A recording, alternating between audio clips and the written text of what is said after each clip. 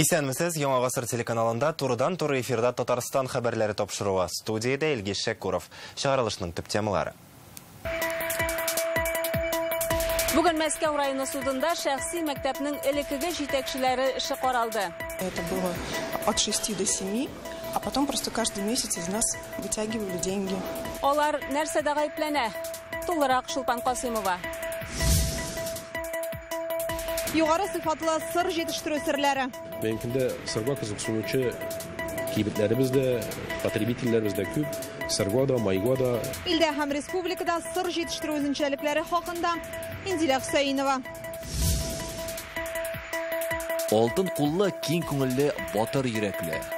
СВОда гомере өзелгән Александр Куприяновны туганнары шулай дип искә ала. Такой отзывчивый, очень добрый. Бу хакта тулырак Илдар Сафиуллин. Казаннан Изге Болгар җиренә кадәр велосипедта җилдереп. Безне күптәннән күрәсе килгән, безне күптәннән каяндыр радиодан гына, телевизордан гына караган кешеләр белән безне очраштырдылар, Аллага шөкер. Бүген Болгар радиосы вело йөреш уздырды. Алып баручылар һәм артистларның җырлы-моңлы маршрутына Рүзәл Шарипов та кушылды. Казанга тиз йөрүчле тимер юл магистрале сузачаклар. Бүген бу хакта Владимир Путин Мәскәүдә яңа юлда транспорт хәрәкәте ачканда белдерде. Ил президенты әйткәнчә, хәзер тимер юл магистраленең Мәскәүдән Санкт-Петербургка кадәр проектын тормышка ашыра башлаячаклар. Киләчәктә ул юл Түбән Новгородтан Казанга кадәр килеп җитәргә тиеш. Бу бер агломерациядан икенчесенә кадәр барып җитү вакытын киметү генә түгел, төрле өлкәләрнең үсешенә китерәчәк. Мәскәү-Казан тиз йөрүчле юлы моңа кадәр дә өстенлекле буларак каралган. Аны төзү кыйммәт булгач вакытлыча кичектерделәр. Хәзер бу мәсьәлә кабат көн кадагына чыкты. Безусловно, нужно двигаться и в Нижний, нужно двигаться в Воронеж и из Нижнего в Казань, из Казани в Уральский регион. Это существенным образом не только снизит время передвижения людей от одной крупной агломерации к другой, это существенным образом подтолкнет связанность, улучшит связанность страны, подтолкнет развитие таких, казалось бы, далеких от транспорта сфер, как образование, наука. Бүген шулай ук Мәскәүдә Владимир Путин җитәкчелегендә Россия Дәүләт Советы Президиумының җәмәгать транспорты үсешенә багышланган утырышы үтте. Анда Татарстаннан Рөстәм Миңнеханов катнашты. Чыгыш ясаучылар әйтүенчә, җәмәгать транспортына бүген яңача караш кирәк.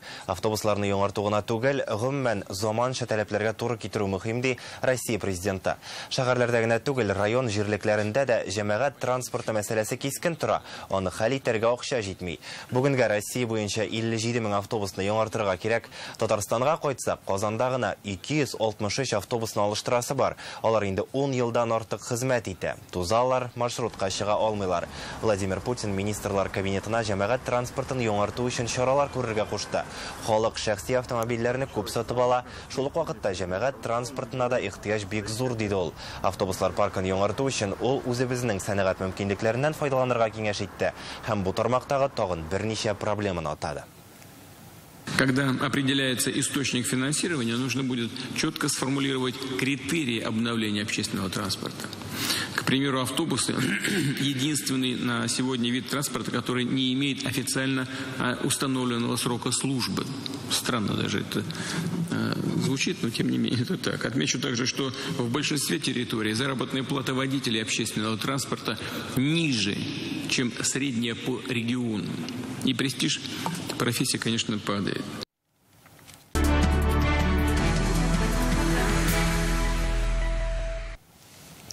Бүген Казанның Мәскәү районы судында шәхси мәктәп җитәкләгән 2 кешегә ачылган җинаять эшен карый башладылар.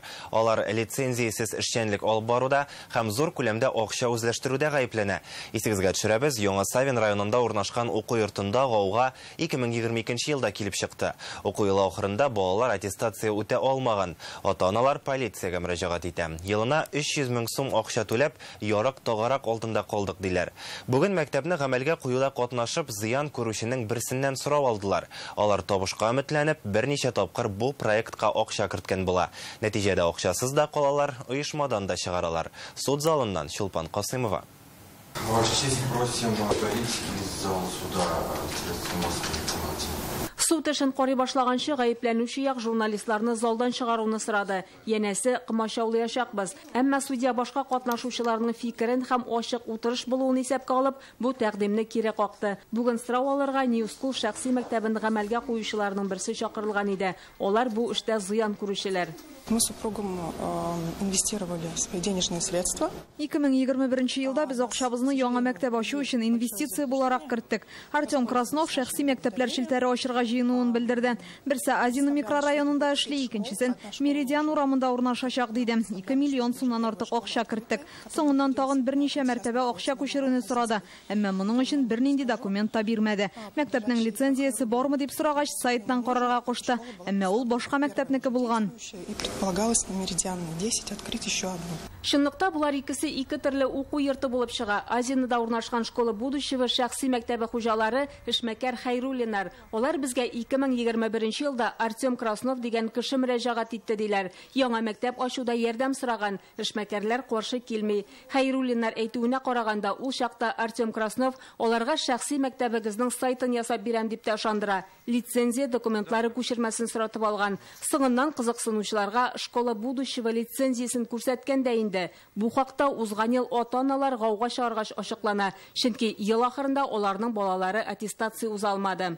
Татарстанның Мәгариф һәм фән министрлыгы карары нигезендә әлеге укучыларны башка мәктәпләргә күчерделәр. Алар аттестацияне анда үтте. Мы внесли 4 миллиона 333 тысяч. Без 4 миллион 333 мең сум акча керттек. Башта ул сумма 2 миллион гына иде. Тора-бара тагында күбрәк сорый башладылар. Мәктәптә ремонт барганга сентябрьгә төгәлләргә дип акчаны кызганмадык. Әмма мин уку йорты балансында бер тиендә булмаганын белеп алдым. Аларның кая киткәнен ачыклау өчен хисап тотуларын сорадым. Җавап бирмәделәр. Мондый эшчәнлектән риза булмыйча, ирем белән бу оешмадан чыгарга карар кылдык. Килешү буенча акча кертми башлаган кеше үзенең өлешен югалта һәм керемнәр кире кайтарылмый. Шулай итеп, Анисимовлар 6 миллион сумнан артык акча югалттык диләр. Суд утырышында уку йортының җитәкчесе Артем Краснов башын аска иеп үз эше белән шөгыльләнеп утырды. Ә мәктәп директоры Лилия Зияддинова Елена Анисимовага ачыклык сорап, ни өчен минем янга кермәдегез ди.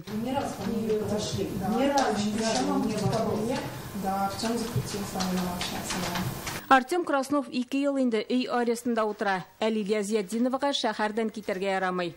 В Московском районном суде города Казани предъявлено обвинение. Мәскәү районы суды Артем Красновны зур күләмдә акча үзләштерү һәм эшмәкәрлек эшен лицензиясыз алып бару, Лилия Зияддинованы эшмәкәрлек эшен лицензиясыз алып бару маддәләре буенча гаепли. Кодекс Российской Федерации осуществление предпринимательской деятельности без лицензии. Әлеге эштә 42 шахид. Бу балалары шәхси мәктәптә белем алган ата-аналар. Аларның күбесе инде акчаларын кайтару өчен шикаят язган. Киләсе утырышта аларны сораштыра башлыйлар. Утырыш 28 августка билгеләнгән. Шулпан Касымова, Владимир Гурьянов, Яңа Гасыр каналы. Кайгылы хәбәр. Бүген Менделеевскидагы Туйма елгасында 8 яшьлек малай батып үлгән. Ул төштән соң дуслары белән су кыйнырга килә, бер мәлдә кисәк бата башлый. Иптәше коткарып калырга теләсә дә булдыра алмый. Коткаручылар малайның гәүдәсен су төбеннән табып алган. Бу елга кыйну өчен җиһазландырылмаган була. Малай тулы һәм тәртипле гаиләдән, мәктәптә дә яхшы укыган. Фаҗигадан соң Менделеевский районы прокуратурасы тикшерү башлады. Кыйну сезоны ачылганнан бирле Татарстан сулыкларында 58 фаҗига килеп чыкты. 49 кеше батып үлә, шуларның 5-се балалар. 29 кешене коткарып калганнар. Татарстанда эсселек әле чигенергә җыенмый, алдагы көннәрдә кызу булачак. Синоптиклар фаразлавынча, иртәгә термометр урыны белән 34 градус күрсәтәчәк. Республика антициклон йогынтысында кала. Шимбә һәм якшәмбе 29 градус. Шулай ук кыска вакытлы яңгыр яварга мөмкин. Татарстанда инде берничә атна дәвамында кояшлы һава торышы саклана. Узган елларда тәүлектәге уртача температура күп еллык күрсәткечләрдән 7 градуска югарырак булган. Белгечләр мондый эссе көннәрдә кояшта озак тормаска һәм күбрәк су эчәргә кирәклеген әйтә. Сентябрь айында Татарстанда тәҗрибә рәвешендә Ислам банкингы эшли башлый. 4 оешма катнашырга теләк белдергән инде. Белгечләр бу проекттан нәрсә көтә һәм шәригатьчә ипотека алганда ана капиталыннан файдаланып булачакмы? Реальное время интернет газетасыннан укыгыз. Рүстәм Миңнеханов Татарстанда инвестиция мөхитен тагын да яхшырту шартларын атады. Бүген ул министрлар кабинеты һәм нәтиҗәле төбәк дигән пилот проектны тормышка ашыру буенча координация советы утырышында чыгыш ясады. Премьер Алексей Песошин рәислек иткән җыелышта төрле предприятие вәкилләре, видеолемта аша барлык район башлыклары катнашты. Татарстан уңайлы инвестиция мөхите булдыру буенча Россия төбәкләре арасында 2нче урында тора. Бу рейтингның югары баскычына республика инде 5нче тапкыр күтәрелә. Бездән алда Мәскәү генә бар. Ләкин Татарстанның тагын да яхшырак күрсәткечкә ирешү мөмкинлеге зур. Рейтингны яхшырту өчен төп бурыч инвесторларга уңайлы шартлар булдыру. Россиянең икътисади үсеш министрлыгы һәм Росатом корпорациясе катнашында Татарстанда аерым эш алып барыла. Две вещи, на которые мы должны обратить внимание. Конечно, это подготовленный персонал. Мы наших людей должны учить, аттестовать и мотивировать. Это первое. Второе, четкие, жесткие регламенты. Третье, то, что у нас, особенно по земельным участкам, должны быть подготовленные участки для того, чтобы ускорить эту работу. Соңгы ярты елда Россиядә сыр җитештерү күләме 17%-ка арткан. Бу хакта бүген Казанда узган Бөтен Россия конференциясендә хәбәр иттеләр. Ул сыр җитештерүгә багышланган иде. Илнең 40 төбәгеннән 100-гә якын белгеч килгән. Яңа икътисади шартларда үзебездә җитештерелгән ризыкка ихтыяҗ арта ди белгечләр.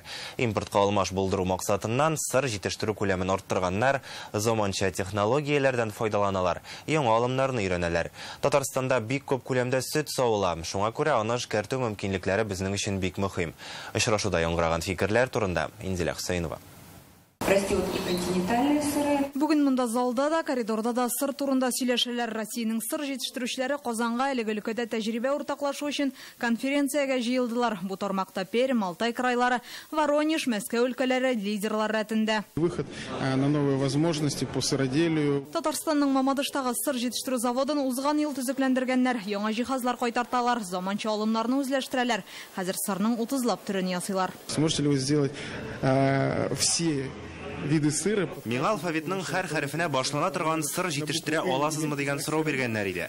Без аның дистәләгән төрен ясыйбыз инде. Каты халәттәгесендә, йомшагында, бу елны мастам кебек яңа төрен өстәдек. Импортка алмаш булдыру һәм җитештерү күләмен арттыру алда торган төп бурычларның берсе. Илдә санкцияләр кертелгәнгә кадәр елына 800 мең тоннага кадәр сыр кулланганнар. Аның яртысы чит илнеке була. Бу ел башыннан исә Россиядә сыр җитештерү күләме 17%-ка арткан. Хәзер 400 мең тонна ясыйлар. Появился спрос на те сыры, которые ранее были не востребованы, такие как пармезан. Пармезан, моцарелла кебек кыйммәтле сырларга ихтыяҗ барлыкка килде. Без аларны җитештерү серләрен, технологияларын өйрәндек. Әйтик, пармезанның үзенчәлеген аңлау өчен 1 ел вакыт китте. Әлеге очрашуда башкаларга да шушы яңа катлаулырак рецептларны өйрәтергә телибез. Технология. Безнең республика илдә сөт җитештерү буенча лидерлар рәтендә быел 1 миллион тоннадан артык сөт савылган. Шуңа күрә Татарстан өчен сыр ясау өстенлекле юнәлеш санала. Яршаллы шәһәрендә, Орша, Балташ, Мамадыш кебек районнарда бу эш гөрләп бара. Сыр ясаучы, май ясаучы заводлар, кисломолочный продуктлар кибеттәге халыкның уже теләкенә карата качествода үзгәрә бәйнекендә. Яхшы сөт кирәк, яхшы майлы, яхшы аксымлы сөт кирәк. Шуңа күрә дә бу өлкәдә дә бик зур эшләр алып барыла. Конференция 2 көн дәвам итәчәк. Әлеге өлкәдәге яңалыклар, импортка алмаш булдыру хакында сөйләшәчәкләр. Илнең иң оста сыр җитештерүчеләре үз тәҗрибәсе белән уртаклашачак. Инзилә Хөсәйнова, Данил Филатов, Яңа гасыр каналы. Бүген Казаннан Лисичанск һәм Рубежное шәһәрләренә чираттагы гуманитар йөк җибәрелде. Беренче тапкыр яңа туган балалар өчен кием салым, кирәк яраклар туплаганнар. 5 йөк машинасында 85 тонна азык-төлек, төзелеш материаллары, эчә торган су бар. Аларны җыярга 16 оешма һәм башкала халкы булышкан. Сабыйлар өчен мендәр, юрган, биләү һәм ятаклар әзерләгәннәр. Казанның мәдәният идарәсе һәм алдынгылар хәрәкәте 240 китап җибәрә. Монда балалар әдәбияты, энциклопедия һәм әлифбалар бар. Узган елның ноябреннән республикадан Лисичанск һәм Рубежное шәһәрләренә 1100 тонна гуманитар йөк озатылды инде.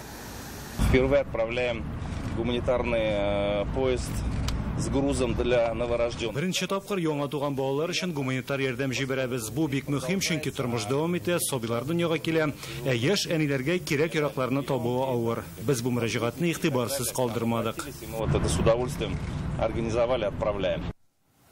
Лениногорск районы башлыгы Рәгат Хөсәйнов СВОдан вакытлыча ялга кайткан 2 хәрби якташы белән очрашты. Алар узган елның октябрендә мобилизацияләнгән була. Якташларның теләктәшлеге рухи яктан терәк булулары куелган бурычларны үтәргә булышады егетләр. Гуманитар ярдәм даими җибәрелеп тора. Район җитәкчелеге үз чиратында аларның гаиләләренә булыша. Мәсәлән, егетләрнең берсе шәхси йортны җылылык белән тәэмин итү проблемасын җиткерде. Район башлыгы әлеге мәсьәләне үз контролена алачак.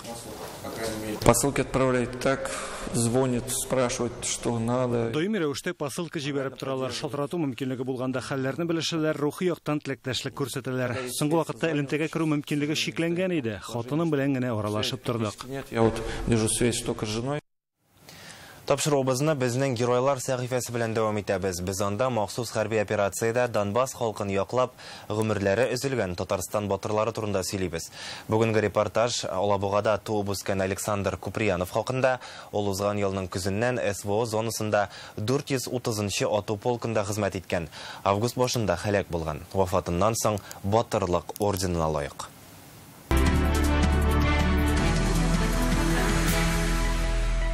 Вот видишь этот шрам?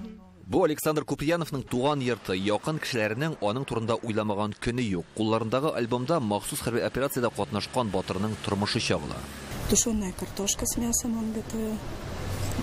Это Зик салат делает. Тәмле итеп ашарга пешергән алтын куллы, киң күңелле, батыр йөрәкле булган. Гаиләдә 4 бала үскәннәр. Александр 9-нчы сыйныфны тәмамлауга әнисе янына заводка эшкә кергән. Шәһәрдә туып үссә дә техникага һәм йорт хайваннарына мөкиббән иде диләр. Был котенок, и говорю, который вот никому на... Безнең өйдә мәче бар иде. Ул беребезнең дә кулына килми. Александрның аркасына ятып йоклаганы хәтердә калган. Бик мәрхәмәтле, һәркемгә ярдәм итәргә әзер иде. Такой отзывчивый. Очень добрый. Александр Куприяновның яшьлек, кыю һәм тәвәккәл булуы да игътибарга лаек ди туганнары. Армия яшь җиткәч, повестка килгәндә көтеп тормыйча, хәрби комиссариатка үзе бара. Узган елның көзендә махсус хәрби операция зонасына китте диләр. Анда хәрби бурычын үтәгәндә Никольский бистәсендә һәлак булган.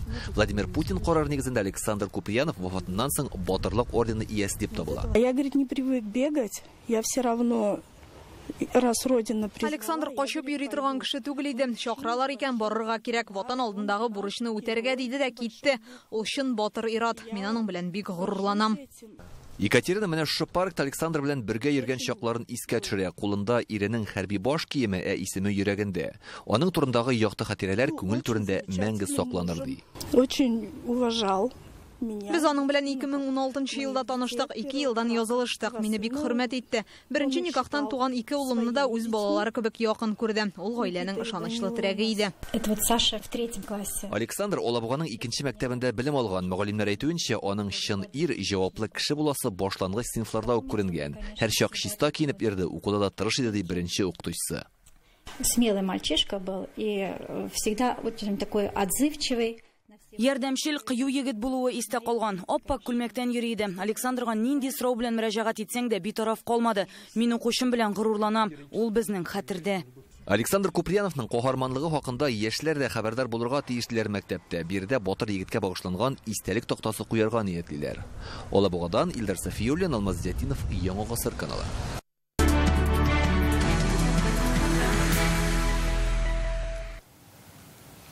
Алар Казаннан Изге Болгар җиренә кадәр велосипедта бардылар. Бүген Болгар радиосы елдагыча вело йөреш уздырды. Моннан 8 ел элек башланган традиция торган саен популярлаша. Аңа яңа артистлар кушыла, узышчылар тукталыш ясый торган авыллар үзгәрә. Иң мөһиме Болгар радиосының тугры тыңлаучыларының саны арта. Бүген вело йөрешкә Яңа гасыр каналы җитәкчелеге, радио алып баручылары, журналистлар, татар эстрадасы йолдызлары бик теләп кушылды. Алар 200 чакрым юл узды. Искәрәҗәп, Никольская авыллары Аннары Болгарның үзендә концерт куйдылар. Радионың җырлы моңлы маршрутына Рүзәл Шәрипов та кушылды.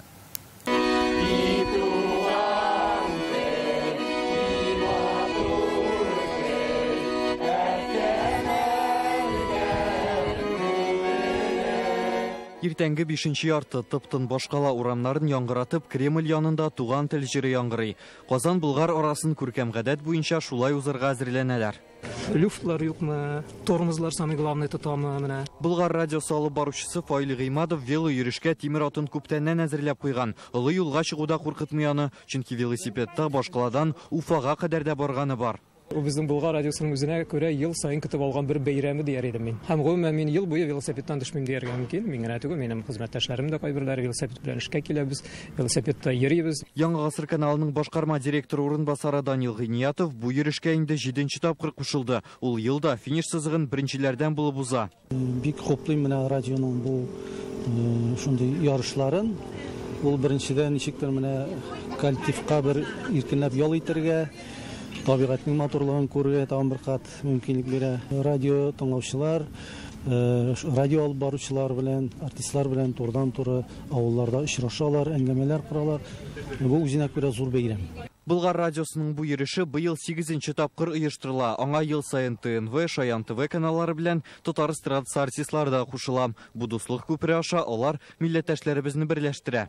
Велосипедта соңгы тапкыр бала чакта йөрдем. Үземнең Весна дигән велосипедымда, шуңа күрә менә бүген хотя бы дигәндәй Кремль янына кузгалып китә алырмын дип уйлыйм инде, өметләнәм. Беренче мәртәбә барганда мин 150 км үткән идем, ә инде бүген әлеге рекордны җиңермен дип уйлыйм. Традиция буенча катнашучылар Муса Җәлил һәйкәленә чәчәк тә салдылар. Ә алда тарихи мәркәзебезгә кадәр 200 чакрымлык юл. Сәламәт яшәү рәвешендә шулай ук тарихи урыннарыбызны онытмаска дигән фикерне алга сөрәбез. Менә бу инде Болгар шәһәренә бару юкка гына түгел.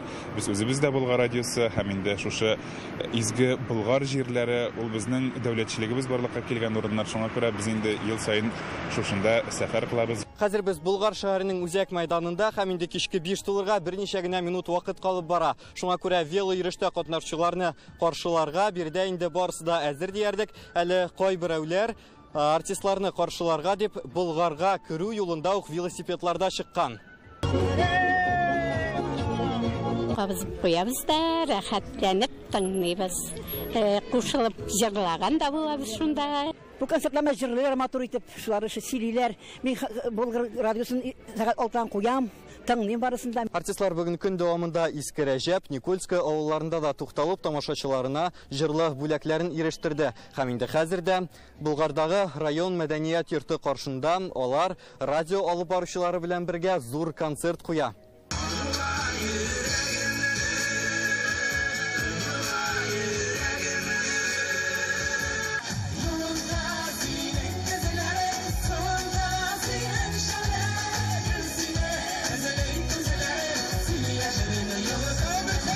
Һәр бер авылга кергән шушы тамашачылар белән безне күптәннән күрәсе килгән, безне күптәннән каяндыр радиодан гына, телевизиядән гына караган кешеләр белән безне очраштырдылар, Аллаһка шөкер, күрештерделәр. Велосипедта һәм нәкъ шушындый велопробег буларак килү бөтенләй башка төрле.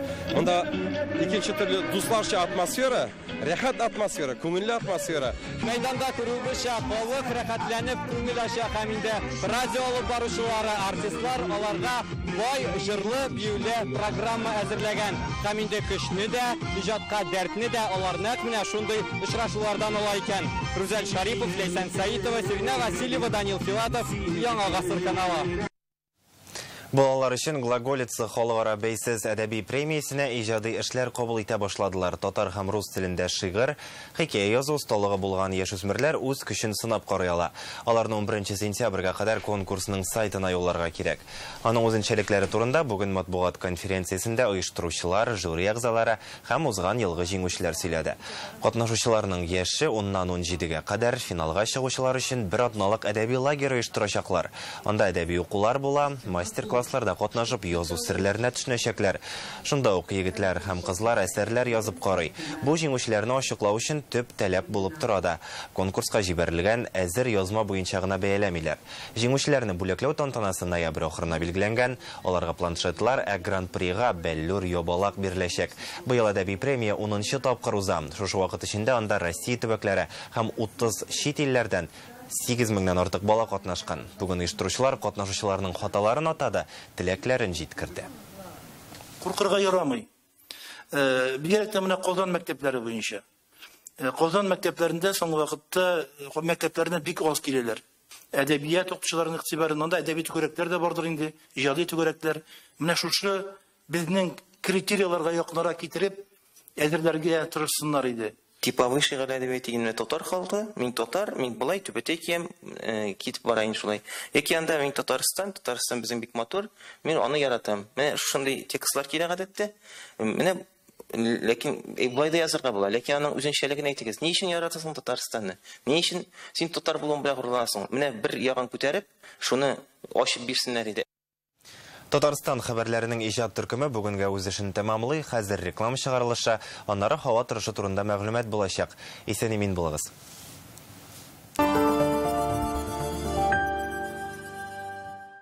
Купи квартиру в Елабуге прямо у застройщика. Жилой комплекс «Звездный». Удобное расположение, хорошая инфраструктура, комфорт для больших и маленьких жителей. Хотите проверить иммунитет? Оцените уровень витамина D и антител к COVID-19 по программе «Страна Гемотест». Подробности на гемотест.ру. Этим летом смотри, чувствуй, радуйся. Все будет хорошо. Ключ на старт. Подготовка к школе – это как подготовка к полету на Луну. Пенал, тетрадь. С чего начать? Начните с денег. Получите под 0% в офисах Центра Финанс. А еще ловите часть займа обратно. За деньгами к школе и улетным кэшбэком в офисы Центра Финанс. Прокладки Day-Spa с анатомической формой и усиленным впитывающим слоем защитят от протеканий. Твоя защита и комфорт за 99 рублей. Только в магазинах «Улыбка радуги» до 31 августа. Һава торышы гел үзгәрүчән, я салкын, я җылы. Тинчурин театрында һәр чак рәхәт, чөнки бездә күңел җылысы үзгәрүсез. Бәйрәм алды спектакльләренә рәхим итегез. В связи с расширением медицинских услуг санаторно-оздоровительный комплекс «Иволга», город Бавлы, требуется врач-физиотерапевт, врач функциональной диагностики, врач по лечебной физкультуре, врач мануальной терапии, врач-рефлексотерапевт, врач-травматолог-ортопед, врач-терапевт, врач-диетолог, врач-косметолог. Полный социальный пакет. Телефон в Бавлах 40668. Продсклад «Победа». Сухарики со вкусом ветчины и сыра 150 грамм 29 рублей. Напиток газированный Твинс Кола 2 литра 74,90. Татарстанский нефтегазохимический форум. 3 дня насыщенной деловой программы и международная выставка Татойл Экспо. Ждем вас 31 августа по 2 сентября в МВЦ Казань Экспо. Подробности на tatoilexpo.ru. Пальцовка торф карьера. Бакчагызда мул улыш үстерергә ярдәм итәбез. Үсемлекләр өчен махсус баетылган кара туфрак. Шалтрат 250-24-94. Покупаешь в аптеках Фармленд? Там же миллион подарков. Зайди в Фармленд и узнай, какой подарок тебя ждет. Фармленд. Спасибо за подарок.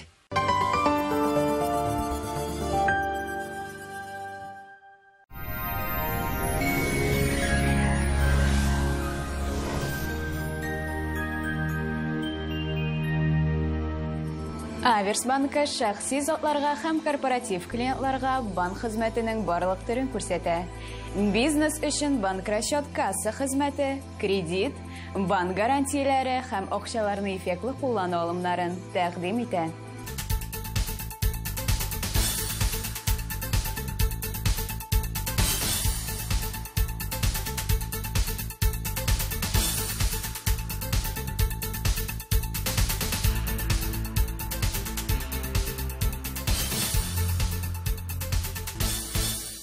Яндекс погода хезмәте хәбәр итүенчә, көньяк көнчыгыш бөгелмә баулы азнакайда эссе көн.